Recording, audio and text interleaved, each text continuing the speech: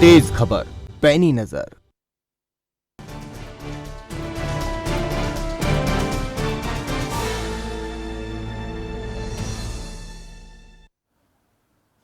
नमस्कार, आप देख रहे हैं सिंहासन पर महासंग्राम और आपके साथ मैं हूं कायनात अंसारी। 7 चरणों में होने वाला उत्तर प्रदेश का चुनाव 23 फरवरी को अपना चौथा चरण पूरा करने वाला है। चौथे चरण में 9 जिलों पीलीभीत, लखीमपुर खीरी, सीतापुर, हरदोई, लखनऊ, उन्नाव, रायबरेली, फतेहपुर और बांदा जिलों की 59 सीटों पर चुनाव होना है। 2017 में बीजेपी ने इन 59 सीटों में से 50 सीटों पर जीत दर्ज की थी। एक सीट उसके सहयोगी दल अपना दल ने जीती थी, तो सपा को 4 सीट मिली थी, जबकि कांग्रेस और बहुजन समाज पार्टी ने 2-2 सीटें ही जीती थी। पहले 3 चरणों में पश्चिमी उत्तर प्रदेश और बुंदेलखंड में चुनाव के बाद चौथे चरण में अवध क्षेत्र से होते हुए चुनाव प्रक्रिया 5वें चरण में पूर्वांचल के इलाकों में दस्तक देगी। पूर्वांचल की 62 सीटों के लिए 6वें और 7वें चरण में मतदान होना है। गोरखपुर और बस्ती मंडल की 41 सीटों पर 3 मार्च, तो आजमगढ़ मंडल की 21 सीटों पर 7वें चरण में 7 मार्च को मतदान होगा। इसके चलते अब यहां सभी पार्टियों के नेताओं को जमावड़ा लगना शुरू हो गया है। 5वें चरण के साथ ही सभी पार्टियां 6वें और 7वें चरण के चुनाव के लिए युद्ध स्तर पर जुट गई हैं। प्रधानमंत्री मोदी 23 फरवरी को बाराबंकी और कौशांबी में, तो 24 फरवरी को अमेठी और प्रयागराज में रैलियां करने वाले हैं। वहीं केंद्रीय मंत्री अमित शाह 5वें चरण के लिए प्रयागराज, तो 6वें चरण के लिए प्रचार के आखिरी दिन 1 मार्च को गोरखपुर में रोड शो करेंगे। इसके अलावा बसपा सुप्रीमो मायावती के अपने दिग्गज नेताओं के साथ 6ठे और 7वें चरण के चुनाव प्रचार के लिए गोरखपुर से चुनाव प्रचार करेंगी। तो 25 फरवरी से अखिलेश यादव समेत पार्टी के तमाम बड़े नेता भी सभाएं करेंगे। इसी तरह प्रियंका गांधी वाड्रा और राहुल गांधी, सचिन पायलट का भी कार्यक्रम गोरखपुर में रहने वाला है। दिग्गज 6ठे और 7वें चरण के चुनाव प्रचार के लिए दमखम दिखाने वाले हैं। तो कल चौथे चरण का चुनाव बीजेपी के लिए अग्नि परीक्षा से कम नहीं, तो कांग्रेस के लिए भी गढ़ में चुनौती साबित होने वाला है। वहीं बसपा और सपा के लिए बेहतर प्रदर्शन का मौका होने वाला है। तो आज चर्चा इसी पर कि चुनावी रैलियों से प्रदर्शन को मथने वाले नेताओं के हाथ वोट रूपी जन समंदर से क्या हाथ आने वाला है।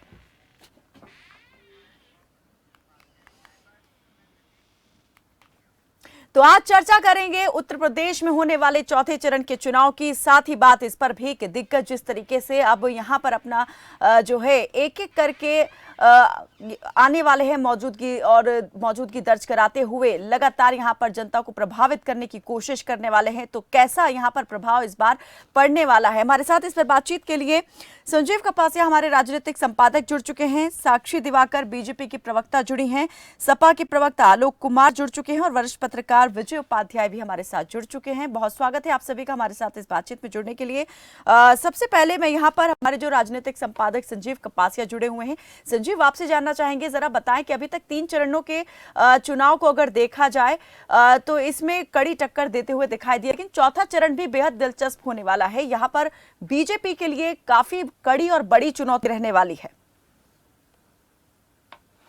निश्चित रूप से कायनात, देखिए 2022 का विधानसभा चुनाव उत्तर प्रदेश के लिहाज से खासा महत्वपूर्ण है।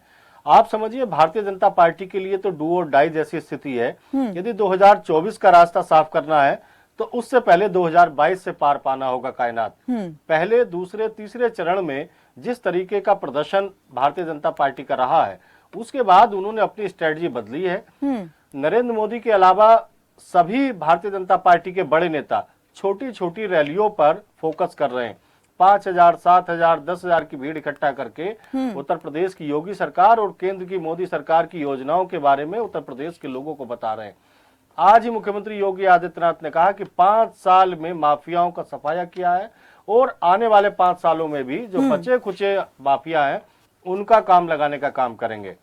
तो सबसे पहला सवाल हम साक्षी दिवाकर से ले लेते हैं। कायनात, साक्षी जी, आपको क्या लगता है कि आप पश्चिमी उत्तर प्रदेश से हैं, आप पश्चिमी उत्तर प्रदेश को बड़ा बखूबी समझती हैं। पहले, दूसरे, तीसरे चरण में एक तो प्रदर्शन किस तरीके का रहा है और भारतीय जनता पार्टी के तमाम जो बड़े नेता हैं, चाहे देश के प्रधानमंत्री मोदी हो, अमित शाह हो, जेपी नड्डा हो, राजधानी लखनऊ के सांसद और देश के रक्षा मंत्री राजनाथ सिंह हो, मुख्यमंत्री योगी हो, पूरे प्रदेश को मथने का काम कर रहे हैं। कितना फायदा मिलेगा इससे आपको? भाजपा को? देखिए 2017 के बाद से अगर देखा जाए तो जो चुनाव हमारे यहाँ उत्तर प्रदेश में होते थे, बहुत बड़ा बदलाव उसमें देखने को मिला है। वजह है, उससे पहले हम जातिगत आधार पे लड़ते थे या मजहब के आधार पे लड़ते थे। अगर पश्चिम उत्तर प्रदेश की बात अगर हम खास तौर से करते हैं, वहां पे जो हिंदू मुस्लिम फैक्टर है बहुत ज्यादा अहम माना जाता था। लेकिन 2017 के कार्यकाल में जिस तरीके से भारतीय जनता पार्टी ने कार्य किया है, बिना किसी भेदभाव के कार्य किया है, घर घर हमारी योजनाएं पहुंची है, एक अच्छा मैसेज भारतीय जनता पार्टी ने जनता के बीच में दिया है। यही कारण है कि 2007 इस बार जो 2022 का चुनाव है, इसमें ना सिर्फ मजहब के आधार पे बल्कि जाति के आधार पे हमें हर वर्ग का वोट हमें मिल रहा है। तो जो पश्चिम उत्तर प्रदेश में जो समस्याएं हमें 2017 से पहले आती थी, तो वो 2022 में नहीं आई है। और 2022 में भी हम प्रचंड बहुमत के साथ में सरकार दोबारा बना रहे हैं। और इस बार हमारा जो पश्चिम है वो पूरब की तरह ही हम बाकी सब पार्टियों को उखाड़ फेंकेंगे और भारतीय जनता पार्टी प्रचंड बहुमत के साथ सरकार बनाएगी। लेकिन अखिलेश यादव कह रहे हैं, साक्षी, अखिलेश यादव कह रहे हैं कि पहले दूसरे चरण में शतक लगाया है समाजवादी पार्टी ने, और जिस तरीके से आपके नेताओं की भाषा बदली है उस पर कटाक्ष कर रहे हैं अखिलेश यादव। कह रहे हैं कि भारतीय के नेताओं आप शैली देखिए, उससे पता चलता है कि ये लोग बौखला गए हैं और इनकी हार हो रही है। ये कहना है अखिलेश यादव का। साक्षी, देखिए अखिलेश जी की अगर बात की जाए तो उनका अगर उनके बोलने पर जाया जाता तो 2017 में उनकी सरकार बन जाती, क्योंकि काम बोलता है वो बोलते रह गए। भारतीय जनता पार्टी की अगर बात की जाए तो हम विकास के आधार पे 2022 का चुनाव लड़ रहे हैं। हमने जो वादे किए थे हमने उन्हें पूरा किया है और घर घर हमारी योजनाएं पहुंची है। ये चुनाव जो है 2017 की तरह ही 300 प्लस पार हम भारतीय जनता पार्टी फिर से बहुमत हासिल करेगी और पश्चिम भी उतना ही साथ देगा जितना पूरब हमारा साथ देगा। समाजवादी पार्टी के प्रवक्ता भी हमारे साथ आलोक कुमार जुड़े हुए हैं। जी संजीव जी। कायनात, आलोक जी से सवाल यह है कि आज अमित शाह ने कहा है कि अखिलेश यादव अच्छे बॉलर नहीं हैं। वो जब फुल टॉस देंगे तो भारतीय जनता पार्टी को चौका लगाने से कोई नहीं रोक सकता। 2014 की उन्होंने बात की, 2017 की बात की, 2019 की और अब 2022 चौका लगाने जा रही है भाजपा, ये कह रहे हैं अमित शाह। धन्यवाद संजीव जी। अमित शाह जी क्या कहते हैं शायद उन्हें स्वयं होश नहीं रहता है। कभी वो कहने लगते हैं कि 12वीं के बाद इंटर कर लो, जो शायद अकेले वही कर सकते हैं। कभी वो 86 को इंग्लिश में 46 कहने लगते हैं। कभी अपनी सुध बुध खो जाते हैं तो कहने लगते हैं कि रावण के अंतिम दर्शन के लिए राम ने भरत को भेजा। तो है क्या संजीव जी की ये चुनाव की बौखलाहट है, इतनी ज्यादा बौखलाहट है कि जैसे साक्षी जी कह रही थी कि 2017 के बाद ये पहला ऐसा चुनाव होने जा रहा है लोकतंत्र में कि जहां पर हिंदू मुसलमान नहीं है। ये बात मैं उनकी बिल्कुल सहमत। देखिए पश्चिमी उत्तर प्रदेश से हिजाब कसाब 80-20 हिंदू मुसलमान भारत पाकिस्तान बीजेपी के बड़े बड़े कद्दावर नेताओं ने संपूर्ण ताकत लगा दी हिंदू मुसलमान से चुनाव कराने की भारत पाकिस्तान के। लेकिन पश्चिमी यूपी की जनता ने खदेड़ा जारी रखा, गांव गांव में घुसने नहीं दिया, गांव से बाहर कर दिया गया। और ये चुनाव संजू जी वास्तव में महंगाई पे होने जा रहा है, बेरोजगारी पे होने जा रहा है, किसान की आय पे होने जा रहा है, उद्यमियों के उद्योग बचाने पे ये चुनाव होने जा रहा है। या कहें कि ये एक ऐसा धार्मिक चुनाव आप हो गया है। लेकिन आलोक साहब, आपकी सारी बातें ठीक हो सकती हैं, लेकिन ये बताइए कि जनता आप ही को क्यों वोट दे? 2012 से 17 तक जिस तरीके से उत्तर प्रदेश में माफिया राज कायम था, कानून व्यवस्था पूरी तरीके से बेपटरी थी, क्या वो दिन याद नहीं है जनता को? अब की बार क्या नया करेंगे? देखिए ठीक है संजीव जी, आप अगर ये अपराध की बात आती है तो भारतीय अपराध रिकॉर्ड ब्यूरो के आप आंकड़े उठा के देखिएगा, कई गुना ज्यादा अपराध बढ़ गया है। और भारत में सबसे ज्यादा हत्या के जो केस है, जघन्यतम अपराध के जो केस है आज उत्तर प्रदेश में है। और जनता विश्वास अखिलेश जी पे क्यों करेगी? उसका सबसे एक बड़ा ये कारण है कि जब हमने पहले भी इन्होंने टैबलेट स्मार्टफोन का वादा किया और नहीं दे पाए। हमने 18 लाख टैबलेट दिए थे, हमने 1090 नंबर महिलाओं की सुरक्षा के लिए दिया था, हमने एम्बुलेंस, हमने 102 नंबर 108 नंबर एम्बुलेंस हमने दी थी, हमने कन्या विद्याधन योजना दी थी, हमने संपूर्ण छात्रों को पढ़ने के लिए छात्रवृत्ति दी थी। ऐसा कौन सा वर्ग, ऐसा कौन सा समाज था जिसको लाभान्वित और गौरवान्वित करने का काम? आलोक जी, आप तमाम यहाँ पर योजनाएं सरकार की गिनवा भी रहे हैं, लेकिन फिर अगर ये सारी बातें सही रही तो फिर चुनावी नतीजे में तब्दील क्यों नहीं हो पाए? यहाँ पर सत्ता में वापसी क्यों नहीं कर पाई सरकार? उसके बाद में अगर बीजेपी को अब देखें तो क्या लगता है, आप जिस तरह से आपने नई एक पार्टी के साथ में दूसरी पार्टी के साथ में गठबंधन किया है, रालोद के साथ आप गए हैं, तो क्या ये गठबंधन जो है वो करिश्मा करने वाला है इस बार? देखिए कायनात जी, पहला आपका प्रश्न था कि हम लोग हारे क्यों थे। हम लोग दरअसल मैडम काम की बदौलत नहीं आ रहे थे, हम आ रहे थे 15 लाख का इन्होंने जुमला फेंका था, 2 करोड़ नौकरियों का जुमला फेंका था, स्मार्ट सिटी बनाने का जुमला फेंका था, बुलेट ट्रेन देने का जुमला फेंका था, स्मार्ट गांव बनाने का जुमला फेंका था, किसानों की आमदनी डबल का जुमला फेंका था, पेट्रोल डीजल 30 रुपए फेंकने का जुमला फेंका था। एक भी काम कर पाए? अब जान गए लोग हैं, युवा जान गया कि झूठा कौन है, जुमलेबाज कौन है। लेकिन 2019 लोकसभा चुनाव की अगर बात करें, 2017 चुनाव में आप ये कह रहे हैं कि जुमला फेंका इसलिए हार हुई, लेकिन 2019 के लोकसभा चुनाव में भी तो परिणाम उम्मीदों के मुताबिक नहीं आए थे। अगर जुमलेबाजी यहाँ पर जनता समझ सकती या फिर आप साबित करने में कामयाब होते तो शायद परिणाम कुछ और यहाँ पर हो सकते थे। संजीव हमारे साथ, विजय उपाध्याय भी जुड़ चुके हैं, वरिष्ठ पत्रकार। संजीव जी, इस वक्त जो है विकास का मुद्दा जो है वो तो है ही चुनावी रैलियों में, लेकिन इस बार जो बयानवीर हैं हमारे नेता जो हैं वो दूसरे और कई बयानों को ला करके यहाँ पर चुनावी सभाओं में जनता को प्रभावित करने का प्रयास कर रहे हैं। क्या लगता है ये प्रयास कितना इस बार कामयाब होगा? कायनात, विजय उपाध्याय एक ऐसे पत्रकार हैं जो उत्तर प्रदेश की सियासत को बड़ी बारीकी से समझते हैं। विजय जी, आपको क्या लगता है कि अब की बार 3 चरण कंप्लीट हो चुके हैं और उत्तर प्रदेश में भारतीय जनता पार्टी के नेताओं की जो जमात है, जो केंद्र के नेता, और अखिलेश यादव तो ये कह रहे हैं कि 50,000 से लोग दूसरे राज्यों से आके यहाँ चुनावी मैनेजमेंट देख रहे हैं। किस नजरिए से देखते हैं भारतीय जनता पार्टी के प्रचार को और किस नजरिए से देखते हैं सपा को, और किसकी टक्कर है और किसका पलड़ा भारी है? कई सवाल।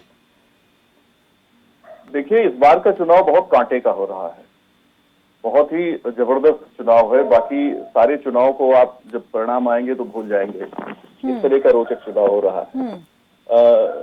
ऐसा हो सकता है कि बाहर के लोग आए हों चुनाव मैनेजमेंट में, और ये कोई नई बात नहीं है। घर में शादी विवाह फंक्शन होता है तो लोग अपने रिश्तेदारों को और परिचितों को बुलाते हैं मदद के लिए, तो कोई बड़ी बात नहीं। लेकिन अगर वो वोट डालने जाएंगे तो पकड़े जाएंगे। ऐसा संभव ही नहीं कि कोई बाहर का आदमी आके वोट डाल जाए। आप देखिए कि अखिलेश की सभाओं में जो भीड़ इकट्ठा होती है वो जबरदस्त तरीके से रिस्पांस कर रही है। नौकरी का मामला हो, पुरानी पेंशन के मसले को उन्होंने जिस तरह से उठाया, मुझे अभी पोस्टल बैलेट हो रहा था तो मैंने देखा कि बड़ी तादाद में सरकारी कर्मचारियों ने, जिनको पोस्टल बैलेट यूज करना था, उन्होंने समाजवादी पार्टी का समर्थन किया। ये अंदाजा लगा। तो ये कई और ऐसे मुद्दे हैं, जैसे बीजेपी की जितने भी ऐसे मसले हैं जो जनता के दिल को छूते हैं, उन सारे मसलों पे अखिलेश अपनी बात बड़ी बेबाकी से रख रहे हैं और अकेले रख रहे हैं। दूसरी तरफ बीजेपी की पूरी बैटरी है जिसकी लीडरशिप प्रधानमंत्री के हाथ में है, वहां से लेके नीचे तक। लेकिन क्या कारण है कि सपा इतनी बढ़िया टक्कर देती नजर आ रही है? उसका जो मुझे लगता है कि बीजेपी की जो गवर्नमेंट थी उसने शायद अपने कार्यकर्ताओं को उपेक्षित रखा, शायद लोगों के मिजाज को समझा नहीं, नियमों कानूनों को सख्ती से उन्होंने थोपा, और थोपने की जरूरत भी। अगर ये बहस आप उत्तर प्रदेश की अर्थव्यवस्था पे करेंगे तो मैं बीजेपी के साथ खड़ा हो जाऊंगा। लेकिन जब आप लोकप्रियता की और लोगों के समर्थन की बात करेंगे तो मुझे लगेगा कि बीजेपी बड़ी एक मुश्किल दौर से गुजर रही है, बावजूद इसके कि 3 चुनाव बहुत ही मजबूती से उन्होंने जीता है।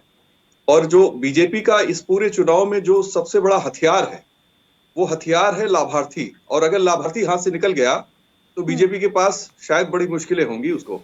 क्योंकि जो देखिए किसी कंपनी के प्रोडक्ट के लिए, संजीव जी एक लाइन सुन लीजिए, किसी भी कंपनी के प्रोडक्ट, योगी सरकार में कार्यकर्ताओं की उपेक्षा हुई, एक बात, और दूसरा जब कोरोना काल में तमाम योगी सरकार के मंत्रियों और विधायकों ने, यहाँ तक कि केंद्र सरकार के कई मंत्रियों ने योगी आदित्यनाथ को चिट्ठी लिखी कि अधिकारी उनके सुनते नहीं है।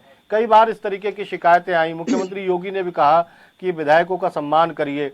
150 से ज्यादा विधायक एक बार धरने पर भी बैठ गए। तो क्या आपको लगता है कि भारतीय जनता पार्टी के कार्यकर्ता को जो सरकार में मिलना चाहिए था लाभ, वो नहीं मिला, इसलिए कार्यकर्ता में निराशा है?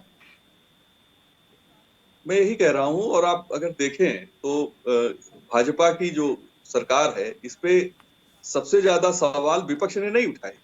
विपक्ष तो सरकार के साथ तालमेल मिला के चलता रहा।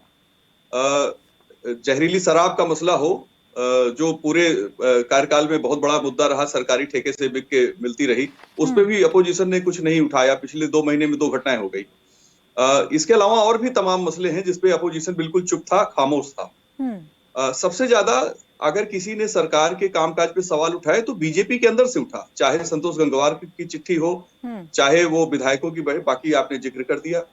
तो अगर आप किसी भी भाजपा के कार्यकर्ता को अगर ईमानदारी से उससे पूछेंगे कि भाई आप संतुष्ट है अपनी सरकार से, तो वो शायद इस स्थिति में नहीं होगा कि वो कह पाए। लेकिन फिर भी बीजेपी की लोकप्रियता, प्रधानमंत्री मोदी की लोकप्रियता और इनके कामकाज को मैं 10 में से 8 नंबर दे दूंगा, लेकिन वो कामकाज जनता को प्रभावित कितना करते हैं वो बीजेपी की प्रॉब्लम है। क्योंकि अगर आप सहूलियत नहीं देंगे लोगों को तो वो लोग आपसे खुश नहीं होंगे। आप थाने में मौजूदा एक सवाल मेरा यहाँ पर बिल्कुल लेंगे यहाँ पर संजीव। विजय उपाध्याय जी, मैं आपसे ये जानना चाहूंगी कि अभी आप क्या मानते हैं कि इस वक्त जो हालात जो सामने आए हैं, पिछले कुछ वक्त में जो तस्वीर यहाँ पर सामने आई, वो यहाँ पर ज्यादा मुश्किलें खड़ी कर सकती है, बीजेपी के लिए चुनौती बन सकती है? देखिए, ये लोग चुनाव का इंतजार कर रहे थे, तो जाहिर है मुश्किलें तो खड़ी है ही हैं। आप जिस तरह जितने ज्यादा कैंपेन करने की जरूरत पड़ रही है, इतनी कैंपेन तो 2019 में नहीं हुई थी। तो क्या कारण है इतना जबरदस्त कैंपेन करने की जरूरत पड़ रही है? सारे नेताओं को एक जिले में, एक विधानसभा में 3-3, 4-4 बड़े नेताओं को जाके रैली करनी पड़ रही है। बीजेपी ने जिस तरह से काम किया उस हिसाब से तो इनको घर बैठे वोट मिलना चाहिए था। लेकिन वो कौन सा एक इंग्रेडिएंट है, और वो मुझे लगता है सेटिस्फाइड कस्टमर, इस सरकार के सेटिस्फाइड कस्टमर या सेटिस्फाइड वोटर, वो शायद मिसिंग है, और वही इनके लिए मुश्किल। साक्षी दिवाकर, अब जवाब ले लेते हैं जी। साक्षी, क्या कहेंगी आप इस पर? सवाल ये भी बनता है साक्षी से, अगर बात की जाए तो सबसे दुनिया की सबसे बड़ी पॉलिटिकल पार्टी सवाल ये भी बनता है कि जब विजय उपाध्याय जैसे वरिष्ठ पत्रकार साक्षी ये सवाल उठाए कि आपके कार्यकर्ता में निराशा है, साक्षी भारतीय जनता पार्टी को विश्लेषण करने जनता के बीच में लगातार बने रहते हैं। यही कारण है कि जनता से जो लगाव है हमारा, वो कभी नहीं टूटता। लेकिन साक्षी आप कह रहे हैं जनता से लगाव बिल्कुल नहीं जो है वो खत्म हुआ है, लेकिन जिस तरीके से जो हमारे साथ वरिष्ठ पत्रकार जुड़े हुए हैं, उन्होंने एक ये सवाल उठा दिया कि इस बार जो है कार्यकर्ता भी पूरी तरीके से संतुष्ट दिखाई नहीं दे रहे हैं, काफी असंतुष्ट जो हैं वो अपने उसको लेकर के हैं, जिस तरह से उनको मान सम्मान या फिर अटेंशन मिलनी चाहिए थी वो नहीं दी गई इस बार। देखिए, जब इतना बड़ा परिवार है, घर में अगर 4 बर्तन भी साथ में रखे होते हैं वो भी खनकते हैं। लेकिन भारतीय जनता पार्टी की खूबसूरती ये है कि अगर किसी को भी तकलीफ होती है, एक बूथ लेवल के कार्यकर्ता को भी अगर कोई तकलीफ होती है तो सीधे चिट्ठी लिख के अपने मुख्यमंत्री को बोल सकता है, अपने जिला अध्यक्ष को बोल सकता है। ये जो 2 वे कम्युनिकेशन होता है वो भारतीय जनता पार्टी में ही पॉसिबल है, बाकी अन्य किसी पार्टी में पॉसिबल नहीं है। वहां पे सर्वेसर्वा एक ही व्यक्ति है। यहाँ पे बूथ लेवल के कार्यकर्ता भी कल राष्ट्रीय अध्यक्ष बन सकता है, कल प्रधानमंत्री का दावेदारी कर सकता है, कल मुख्यमंत्री की दावेदारी कर सकता है। तो इस खूबसूरती की अगर बात की जाए भारतीय जनता पार्टी की, यही कारण है कि यहाँ का जो कार्यकर्ता है वो हमेशा उत्साहित रहता है, पार्टी के लिए कार्य करता है, चाहे उसको कोई जिम्मेदारी दी जाए चाहे नहीं दी जाए। अगर कोई समस्या आती है तो उसका वो शिकायत करता है, उसका समाधान भी पार्टी के द्वारा किया जाता है। और किसी प्रकार का कोई हमारे जो कार्यकर्ता है किसी प्रकार से रुष्ट, जितना अभी पिछले 1 महीने से मैं लगातार चुनाव में लगी हुई थी, तो मुझे इस तरीके की कोई समस्या दिखाई नहीं दी कार्यकर्ताओं के बीच में। सब उत्साहित होकर पार्टी को लड़ा रहे हैं। साक्षी, क्या आपको लगता है, साक्षी आप पश्चिमी उत्तर प्रदेश से हैं, एक और सवाल साक्षी से। साक्षी, क्या आपको लगता है कि अखिलेश का जो अम्ब्रेला प्लेटफॉर्म है, जो गठबंधन किया है उन्होंने पश्चिम उत्तर प्रदेश में जैन से, पूर्वांचल में राजभर से, क्या ये कारगर साबित होगा, काम करेगा? देखिए, इनकी विचारधारा, आपने पहले भी गठबंधन देखे थे, पहले तो महागठबंधन हुए थे, लेकिन वो कैसे कब खत्म हो गए यही नहीं पता चला। तो यही इस बार भी होगा। अभी देखेगा जैसे भारतीय जनता पार्टी की सरकार बनेगी, अगले दिन से सब अलग अलग हो जाएंगे, ये लोग आपस में एक दूसरे के बारे में उल्टा सीधा बोलने लगेंगे। तो ये विचारधारा के आधार पर गठबंधन नहीं हुआ है, सत्ता हथियाने के लिए गठबंधन हुआ है। और इस तरीके के जो गठबंधन होते हैं वो ज्यादा दिन नहीं चल पाते। आलोक जी, ये प्रयोग भी इस बार कोई काम नहीं आने वाला है, ये कहना है साक्षी का। साक्षी जी लगता है अपने बयानों को सही रूप से विवेचना नहीं करती है। सत्ता को हथियाने का गठबंधन कह रही थी, वो साक्षी जी शायद भूल गई कि केंद्र में उनके मोदी जी 46 दलों से गठबंधन करके बैठे हैं। यानी कि सत्ता का हथियाने का सबसे बड़ा अगर कोई गुनहगार है तो शायद साक्षी जी कह रहे हैं मोदी जी गुनहगार है। साक्षी जी पश्चिमी उत्तर प्रदेश से आती है, लेकिन जमीनी हकीकत हमें लगता है जानती नहीं है। साक्षी जी ये नहीं बता पा रही कि कार्यकर्ता और नेता कितने हताशा हैं, किस किस गांव में कहां कहां से किस किस प्रकार से दौड़ाए जा रहे हैं, भगाए जा रहे हैं। कार्यकर्ता अपनी बात नहीं किसी को बता पा रहा है। किसान एक नंबर मांग रहा था प्रधानमंत्री और मुख्यमंत्री का, वो नंबर नहीं दे पाई। आप कह रही कार्यकर्ताओं की सुनते हैं बात। देखिए ये लोग वो लोग हैं कि कहते कुछ है करते कुछ है। ये हिंदू मुसलमान भारत पाकिस्तान पे तो बड़ा अच्छा बयान दे सकते हैं, लेकिन काम करने का मादा और क्षमता इनके अंदर नहीं है। और इसी कारण महंगाई बेलगाम हो गई है, नवयुवकों में रोजगार बेलगाम हो चुका है। किसान जो वादा किए थे उत्तर प्रदेश सरकार ने वो भी पूरे नहीं कर पाए। किसान फिर से आंदोलन की तैयारी करने वाले हैं। विजय उपाध्याय जी काफी मुस्कुरा रहे हैं, मुझे लगता है कि वो कुछ उनको याद आ गया है, इस बात को लेकर वो इस वक्त ज्यादा दिखाई दे रहे हैं मुस्कुराते हुए। विजय जी आपसे जानना चाहेंगे। मैं ये सोच रहा हूँ कि अपोजिशन में रहते हुए वादे करना कितना आसान है और दावे करना बहुत ही आसान है, लेकिन जब आप सत्ता में आते हैं तो चीजें समझ में आती है। देखिए मैं कोई बीजेपी का विरोधी या सपा का विरोधी नहीं हूँ, लेकिन जो अच्छी चीजें हैं वो तारीफ करने में कोई बुराई नहीं है। एक साल ही लैपटॉप बांट पाई थी सपा की सरकार, एक सेशन के बच्चों को दे पाई थी, टैबलेट वो भी नहीं दे पाई, और बेरोजगारी भत्ता केवल 1 साल दे पाई थी। तो ये वजह ये है कि उत्तर प्रदेश की आर्थिक हालत ऐसी है, बहुत ही खराब स्थिति में है। अभी 2.25 लाख करोड़ जो है वो रुपए जाते हैं पेंशन और सैलरी में सरकारी कर्मचारियों की। अगर जो राजनीतिक दल वादा कर रहे हैं कि 11 लाख पद खाली हम भर देंगे, तो 11 लाख पद खाली भरने का मतलब 1.5 लाख करोड़ सालाना फिर से खर्चा। फिर तो आपका बजट ही 5.5 लाख करोड़ का है, जिसमें से मुश्किल से 3.5 से 4 लाख करोड़ रुपए खर्च हो पाता है। मतलब आय व्यय दोनों मिला के मैं कह रहा हूँ, आय व्यय मिला के 4.5 लाख तक पहुंचते पहुंचते बजट हाँफने लगता है, 5 लाख करोड़ भी नहीं पहुंचता है। तो कोई भी सरकार आएगी उसके लिए ये जुमले ही होंगे चुनावी, और उस पर ये आरोप लगेंगे ही लगेंगे। अगर सपा की सरकार आती है तो उसको बहुत ही मुसीबतों का सामना करना पड़ेगा। उन्होंने जितना बीजेपी को फ्री हैंड दिया, शायद तब बीजेपी इनको इतना फ्री हैंड नहीं देगी। विजय जी क्या आपको लगता है कि अखिलेश यादव भी भारतीय जनता पार्टी से सीख रहे हैं?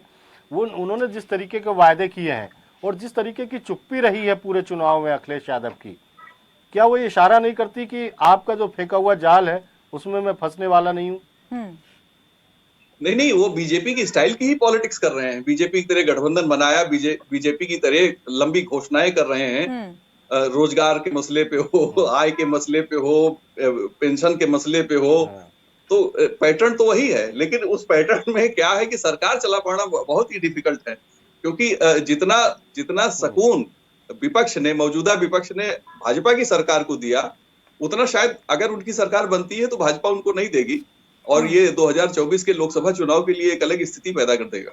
लेकिन बीजेपी की तरफ से भी जो चुनावी वायदे इस बार किए गए हैं, क्या लगता है उनके लिए भी अपने इन वायदों को पूरा कर पाना उतना आसान है? बीजेपी के वादे ज्यादा प्रैक्टिकल हैं।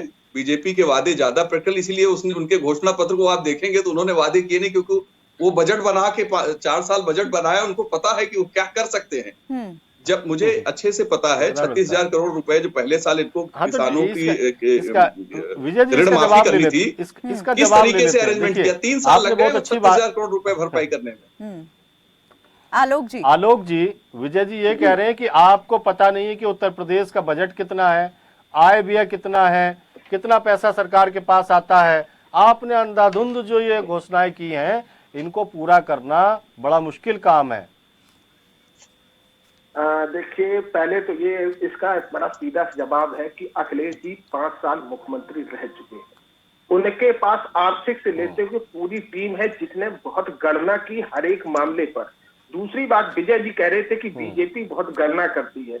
विजय जी शायद ये बताना भूल गए कि 15 लाख की शायद उन्होंने गणना की होगी कि 15 लाख हम खाते में डालेंगे। उन्होंने ये भी गणना की होगी, कहा नहीं। देखिए अपोजिशन का नैरेटिव है, लेकिन प्रधानमंत्री ने जो कहा था, आलोक जी मैं बता दूं आपको कभी वीडियो नहीं मिलेगा प्रधानमंत्री ने कहा 15 लाख रुपए देंगे। उन्होंने कहा कि इतना पैसा अगर आ गया तो 15 लाख खाते के लोगों को अगर है तो बहुत ही हमने आज तक संजीव जी जो भी वादे किए, हमने 18 लाख लैपटॉप दिए थे। बाबा जी 5,000 का स्मार्टफोन नहीं दे पाए हैं। 18 लाख लैपटॉप हमने दिए थे। हमने चलिए, करोड़ों वक्त मेरे पास बहुत कम हाँ। बचा है संजीव, मैं चाहूंगी जल्दी जल्दी से हम अंतिम प्रतिक्रिया यहाँ पर ले लें। 6 लाख तक का तो आंकड़ा आप दे चुके हैं, 12 लाख मुझे लग रहा है जो आज भी कभी कभी आप बांट देते हैं 1-2 हजार, वो अभी तक चल रहा है। कुछ जानती भी है, आप कुछ जानती भी है, कुछ जानती है, तो इतना आपकी पास सरकार हुई है, FIR कराइए ना, जांच कराइए ना, जांच कराइए ना, जांच कराइए। योगी जी उड़ गए, साथी जी उड़ गए, चौथे चरण उड़ गए, कोई काम नहीं है आपका, आपका कोई काम नहीं है, जुमले वादों को भगाया जा रहा है, दौड़ाया जा रहा है, मारा जा रहा है, कार्यकर्ता मार रहे हैं। पहली बार आजाद हिंदुस्तान। चलिए संजीव, मुझे लगता है दोनों प्रवक्ता अपना अपना टाइम ले चुके हैं। संजीव, जल्दी से मैं आपसे चाहूंगी, आपको क्या लग रहा है, आप जमीन पर रह करके लोगों से बातचीत भी कर चुके हैं और लगातार आप हालात का जमीनी जायजा भी ले रहे हैं, तो अभी आप किस तरफ ये हवा का रुख यहाँ देख पा रहे हैं? बिल्कुल, देखिए कायनात उत्तर प्रदेश में बड़ी कांटे की टक्कर है।